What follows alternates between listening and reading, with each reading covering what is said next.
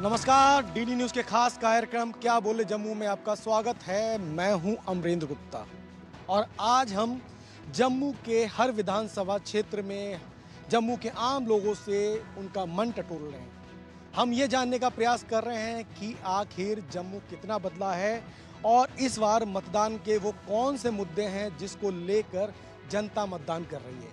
और आज इसी कड़ी में हम बात करेंगे जम्मू शहर के आम लोगों से, यहाँ के युवाओं से, यहाँ के बुजुर्गों से, यहाँ के जागरूक मतदाताओं से और जानने की कोशिश करेंगे कि आखिर वो किन मुद्दों पर इस बार अपने जनप्रतिनिधि को चुन रहे हैं और वो कौन से मुद्दे हैं जिनकी परिकल्पना उन्होंने की हुई है और वो विकास के क्या वादे हैं जो सभी पार्टियों ने जनता से किए हैं और आने वाले समय में किस तरह की जम्मू की तस्वीर होगी ये भी जानने का प्रयास करेंगे।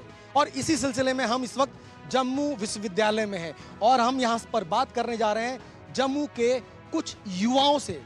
वो युवा जो न सिर्फ जागरूक हैं बल्कि ये जानते हैं कि जम्मू के विकास के लिए क्या जरूरी है और वो कौन से मुद्दे हैं जिन पर वो अपने प्रतिनिधि को चुनेंगे। तो चलिए बात करते हैं उन युवाओं से।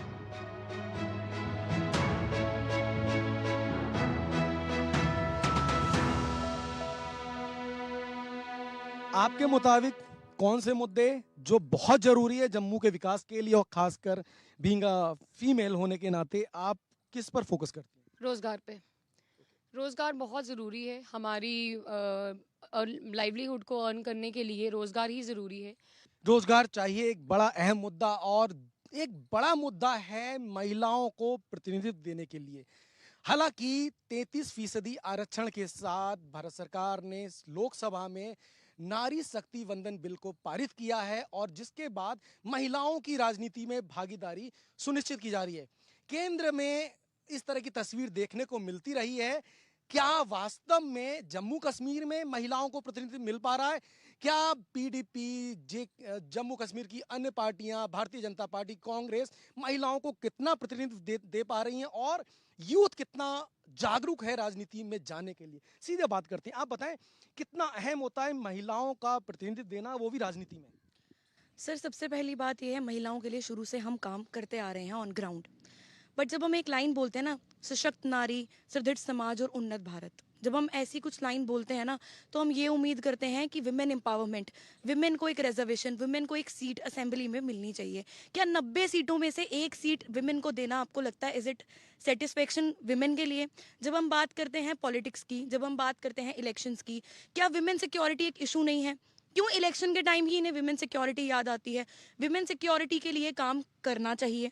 हम लोग ऑन ग्राउंड शुरू से काम कर रहे हैं, बट अगर एडमिनिस्ट्रेशन की तरफ से हम कोई अपनी तरफ कोई हेल्प मांगे या कुछ हेल्प सोचें या कोई सोशल ग्राउंड पे हेल्प सोचें तो हमें नहीं मिलती। यूथ को अगर सपोर्ट नहीं मिलेगा सर, तो कहाँ से यूथ सामने आएगा? हम बात करते हैं गवर्नेंस की, इलेक्शन चल रहे हैं, गवर्नमेंट गवर्नेंस बहुत कुछ सुनने में आ रहा है। हमें ढांचे नहीं चाहिए सर, हमें आपका काम का तरीका, हमें गवर्नेंस सेक्शन को बढ़ाने का तरीका चाहिए। गुड गवर्नेंस को मांग रहे हैं हम। खेल और खिलाड़ियों को लेके सरकार किस तरह से काम कर रहे हैं? चूंकि आप खिलाड़ी हैं तो मैं जानना चाहता हूं कि पिछली सरकारों ने खासकर 60 सालों में कितना विकास हुआ खिलाड़ियों को लेकर और अब किस तरह के विजन पे आपका फोकस है और उसको लेके आप वोट करेंगे? पिछले सालों में काफ़ी डेवलपमेंट हुई है इंफ्रास्ट्रक्चर वाइज, लेकिन जब हम बात करें कि यूथ की एम्प्लॉयमेंट की, तो उस प्लेयर्स को इतनी एम्प्लॉयमेंट नहीं है। कितने साल हो गए, 7-8 साल हो गए हैं, कोई यहाँ पे जेएनके में कोई स्पोर्ट्स की जॉब्स नहीं निकल रही हैं। अब जब निकली हैं तो उनको भी डिले करा जा रहा है, कोई भी पोस्ट हो। और पॉलिसीज़ इतनी चेंज कर दी गई है, पॉलिसीज़ में इतने सारे फ्लॉज हैं। पहले होता था बच्चे जैसे पढ़ते हैं उस हिसाब से जॉब्स हैं, लेकिन अब आजकल सबको एक ही ग्रेड की जॉब फैसिलिटी दी जा रही है। बच्चे खेल के आते हैं, अब आप इंफ्रास्ट्रक्चर बनाओगे, यूथ अट्रैक्ट होगा, खेलता है, पार्ट लेता है, लेकिन मगर जब उसका बेनिफिट नहीं मिलता है, जो कि है जॉब का बेनिफिट, वो मिलता ही नहीं है, तो फिर डीमोटिवेट हो जाते हैं। तो ग्राउंड रियलिटी में बस ऐसा लग रहा है कि स्पोर्ट्स को बहुत बढ़ावा दिया जा रहा है, लेकिन मगर जॉब में या फिर फाइनेंशियल सपोर्ट उतनी नहीं है। आपके वो कौन से मुद्दे और कितने अहम मुद्दे जिसमें बदलाव की बयार भी दिखे? हमारे लिए सबसे इम्पोर्टेंट मुद्दा ये है कि जो प्रत्याशी आपके पास आ रहा है वोट मांगने, आप देखिए कि वो शिक्षित है कि नहीं। एक 8वीं 10वीं पास व्यक्ति जो आपका विधायक बन जाएगा और आपके क्षेत्र में राज करेगा, उसको यहाँ की भौगोलिक स्थिति के बारे में पता है कि नहीं, उसको पॉलिसीज के बारे में पता है कि नहीं, वो कितना शिक्षित है। अगर 8वीं 10वीं पास व्यक्ति जो है मेरा विधायक बनेगा, वो कहाँ पॉलिसीज की बात करेगा? उसको क्या पता है कि सस्टेनेबल डेवलपमेंट गोल्स क्या होते हैं? उसको क्या पता है कि रोजगार के लिए अगर गवर्नमेंट एम्प्लॉयमेंट नहीं है तो सेल्फ हेल्प ग्रुप्स को कैसे एम्पावर करना है? उसको कैसे पता है युवाओं को कैसे एड्रेस करना है? युवाओं के अंदर जो शक्ति होती है उसको केंद्रित कैसे करना है, सही दिशा पे कैसे लगाना है? तो मेरा सबसे इंपॉर्टेंट विषय ये है कि जितने भी लोग, जितने भी दलों ने अपने अपने प्रत्याशी समाज में उतारे हैं, आप ये तय करिए कि वो युवा हैं कि नहीं। जम्मू बहुत बदला है, जम्मू में सारी सुविधाएं हैं, आपके मुताबिक जम्मू को और कैसा होना चाहिए? सबने स्पोर्ट्स के बारे में बात करी, क्लाइमेट नेचर के बारे में बात करी, ट्रांसपेरेंसी होनी चाहिए, रिजर्वेशंस की बात करी। मैं जम्मू के आर्ट एंड कल्चर की बात करूँगा। म्यूज़िक या वो कोई भी आर्ट हो, जम्मू के जितने भी आर्टिस्ट हैं या वो कोई भी आर्ट करते हैं, चाहे वो एक अच्छा आर्टिस्ट है, डिज़ाइनर है, या वो एक म्यूजिशियन है, सिंगर है या रैपर है, उनको मौके नहीं मिलते। यहाँ के बच्चों को मुंबई जाना पड़ता है, दिल्ली जाना पड़ता है वो अपॉर्चुनिटीज़ ढूंढने के लिए। तो मैं यही बात करूँगा कि जम्मू में जितना भी आर्ट है, जितने भी आर्टिस्ट हैं, उनको एक अपॉर्चुनिटीज़ दी जाए और जम्मू का जितना भी लोकल कल्चर है उसको और ज़्यादा प्रमोट किया जाए, हमें बाहर जाने की ज़रूरत ना हो। तो कुल मिला के जम्मू कश्मीर की बात करें तो परिवर्तन की बयार है और धारा 370 के हटने के बाद हालांकि तस्वीर बेहतर हुई है, लेकिन उसे और बेहतर करने का प्रयास लगातार जारी रखना चाहिए। और जब सरकार को चुनने की बात हो तो उसमें युवाओं की भागीदारी सुनिश्चित होती है। ऐसे में युवा और खासकर इस जम्मू विश्वविद्यालय के वो युवा जो न सिर्फ जागरूक हैं बल्कि वो जानते हैं कि उन्हें किन मुद्दों पे वोट करना है, किन मुद्दों पे अपनी सरकार को चुनना है। और आज हमने जिन युवाओं से बात की उन्होंने बहुत ही गंभीर सवाल उठाए और कई सुझाव भी दिए। तो कुल मिलाकर कहा जाए तो जम्मू के जो यूथ है, जम्मू का जो युवा है, उसे पता है कि वो किन मुद्दों पे मतदान करने जा रहा है और इनके वो मुद्दे खासे अहम हो जाते हैं जब वो अपनी सरकार को चुनने जा रहे हैं। ऐसे में एक बड़ा मैसेज भी जम्मू विश्वविद्यालय के इन युवाओं का अपनी सरकार से कि जो उन्होंने वादे किए हैं और अगर वो जीत कर अपनी सरकार बनाते हैं तो उनको ये वादे पूरे करने चाहिए।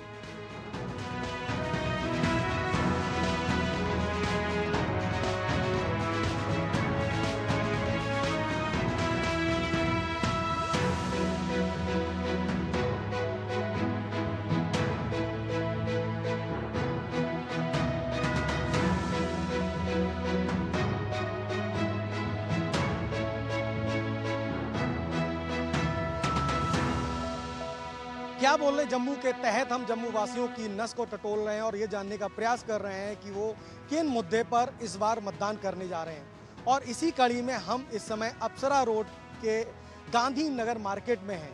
दरअसल ये शहर का खास मार्केट है और यहाँ पर हम व्यापारियों के बीच में जाएंगे और जानेंगे कि वो कौन से मुद्दे हैं जिन पर वो इस बार मतदान करने वाले हैं और व्यापारियों की उन दलों से किस तरह की मांग है। तो चलिए चलते हैं इस मार्केट में और जानते हैं यहाँ के व्यापारियों की क्या राय है और मतदान को लेकर वो क्या सोचते हैं।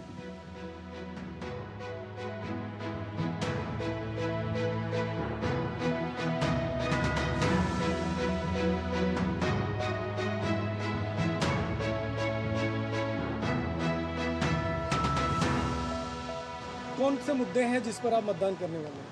देखिए जी, मेन मुद्दा है विकास का, वो खूब हो रहा है, ठीक है, उसी मुद्दे पे हम वोट करेंगे। हमारा देश जो है तरक्की कर रहा है, हमारे देश की जो इज्जत है वो दुनिया में बढ़ रही है, यही मेन मुद्दा है जिसके ऊपर हम वोट करेंगे। हम उस सरकार को चुनेंगे जो व्यापारियों के हित में के बारे में सोचे, व्यापारियों को काम में बढ़ोतरी मिले, वो चाहते हैं हम सरकार, वो वाली हमें। सर, आप मतदान करने जा रहे हैं, किस तरह की सरकार चाहते हैं, कौन से मुद्दों पे मतदान करें? मैं कहता हूँ कि अच्छी सरकार है, अच्छा काम करे। अभी हो रहा काम, वैसे बढ़िया काम हो रहा है, ऐसी कोई बात नहीं है। तो आगे से भी अच्छा काम हो, व्यापारियों को अच्छी रियायत मिले, GST में रियायत मिले, तो काम बढ़िया हो रहा है, सब फर्स्ट क्लास हो रहा है। मैम, किस तरह की सरकार को चुनने जा रही हैं?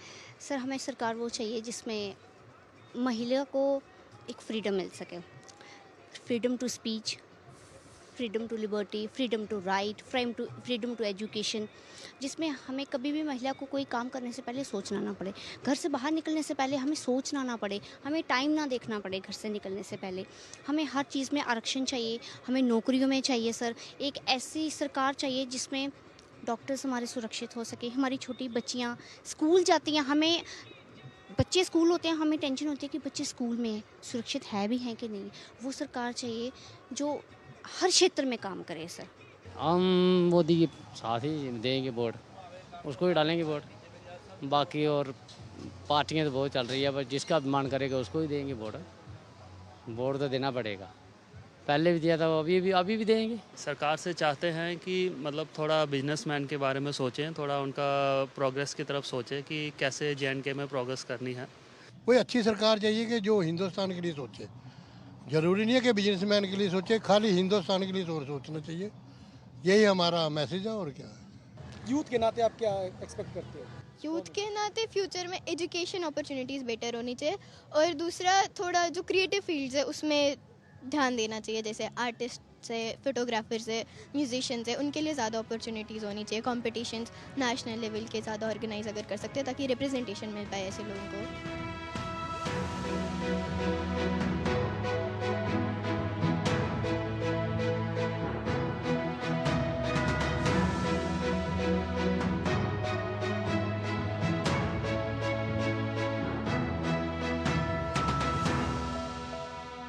जम्मू में तो काम हो रहा है, मगर अगर पूरी तरह से जम्मू में ऐसा काम नहीं हो रहा है कि जिससे हमें वो सरकार चाहिए जो जहाँ पे अच्छा डेवलपमेंट करे, बच्चों को नौकरी मिले और अच्छे से अच्छा इंफ्रास्ट्रक्चर खड़ा हो, तो हमें उस सरकार को लाना चाहिए। और जम्मू में हमें उसी सरकार को लाएंगे जो अच्छे से अच्छा हमारे जम्मू वालों को नौकरियाँ देंगे, नौकरियों जम्मू वालों के लिए काम करेंगे। जो लेडीज की रक्षा करे उसको वोट देंगे, जो समाज की रक्षा करे उसको वोट देंगे। हमको चाहिए मजबूत सरकार होनी चाहिए, बिजली का बल गरीबों की रक्षा करे। देखो जी, बात ये कि जीवन कोई मुद्दा नहीं है और इंसान की ज़िंदगी का सवाल है। हर इंसान की ज़िंदगी में सबसे बड़ी बात है सुरक्षा होनी चाहिए, उसका सम्मान होना चाहिए, उसके जीवन की सुंदरता की मतलब व्यवस्था होनी चाहिए, मतलब शांति होनी चाहिए, आदमी को ईज़ ऑफ लिविंग होनी चाहिए, ईज़ ऑफ वर्क होनी चाहिए।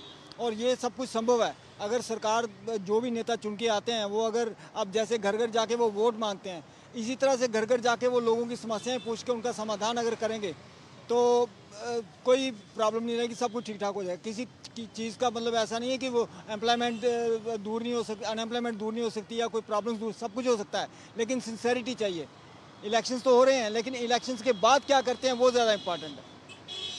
जिस तरह से अभी घर घर जाके वोट मांग रहे हैं लोग, उसी तरह से घर घर जाके लोगों की समस्याएं पूछ के अपना पूरा जो उनका सेवा काल है 5 साल के लिए जो चुने जाते हैं, वो लोगों के घर घर जाके उनकी समस्याएं पूछें और उनको हल करें। लोगों को लगे कि परमानेंट कोई हमारे साथ है, हमारा ख्याल करने वाला, हमारी समस्या तो कोई प्रॉब्लम नहीं है, कोई बड़ी समस्याएं भी नहीं होती। छोटी मोटी वही 2-4 बातें हैं, वो लेके 70 साल से वो राजनीति चल रही है, ये ठीक नहीं है। तो जो ट्रेंड चला हुआ ना कि एक बार इलेक्शन आती है तो लोग भी थोड़ा मतलब मूवमेंट करते हैं और लीडर्स भी वगैरह करते हैं, उसके बाद सब लोग भी घर में बैठ जाते हैं, तो बाकी वो ग्राउंड रियलिटीज़ वैसी की वैसी रहती हैं। ट्रांसफॉर्मेशन चाहिए, ट्रांसफॉर्म करना पड़ेगा। उसके लिए मुद्दा, जीवन कोई मुद्दा नहीं है, जीवन बहुत बड़ी चीज़ है, उसका सम्मान होनी चाहिए, उसकी सुरक्षा होनी चाहिए, उसकी प्रॉपर व्यवस्था होनी चाहिए।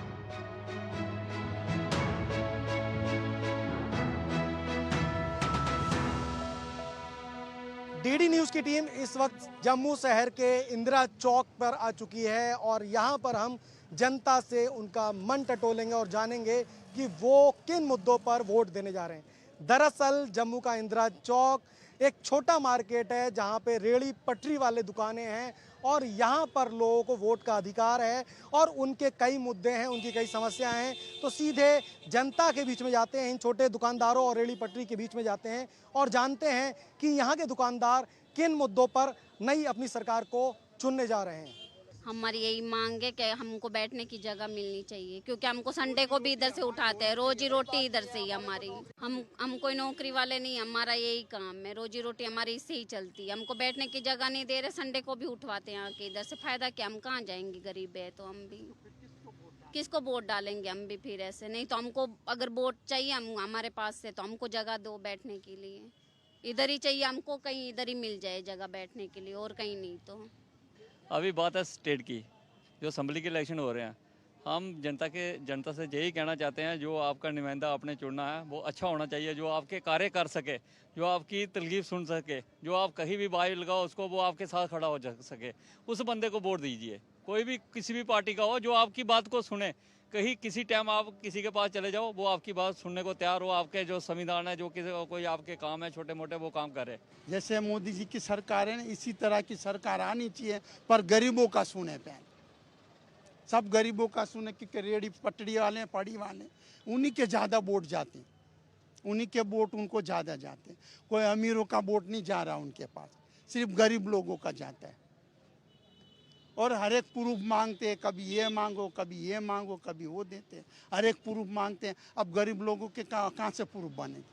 प्रूफ उनको खुद बनाने चाहिए। तो जो रोटी रोज की रोजगारी हमारी वही चाहिए हमें, और कुछ नहीं चाहिए। खाली थोड़ी सी जो रोज का खाना पीना हमारा रोज का है, सुबह शाम ताज़ा खाना ताज़ा लाना ही है हमारे पास।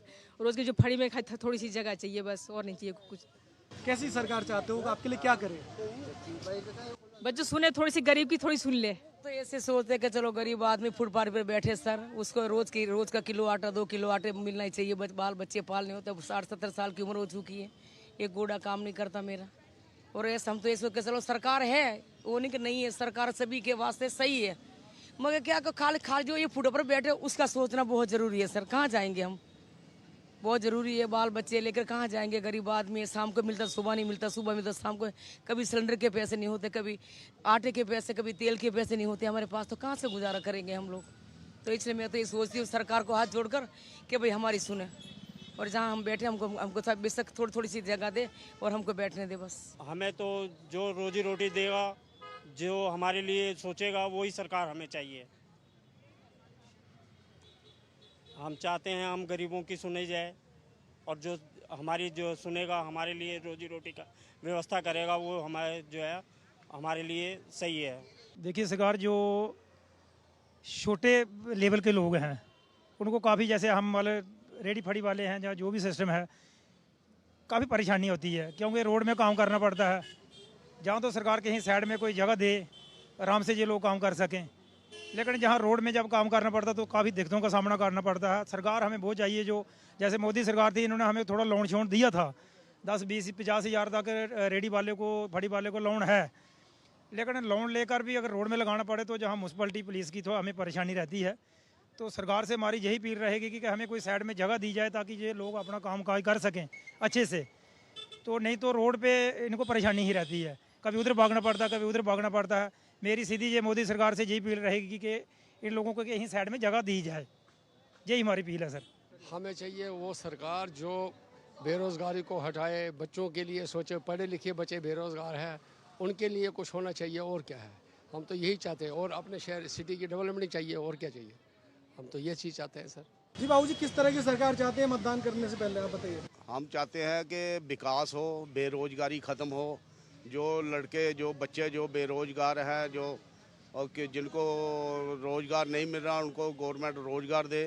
और विकास तो हो रहा है और होता रहेगा, विकास के साथ साथ रोज़गार भी चाहिए है।